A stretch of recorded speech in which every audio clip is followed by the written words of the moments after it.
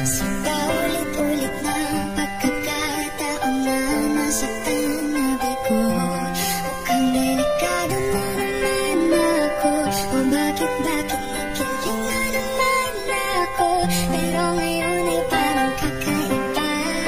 Nung nakatingin sa iyong mata, ang mundo ay kalma. Ngayon nandyan ka na din naman.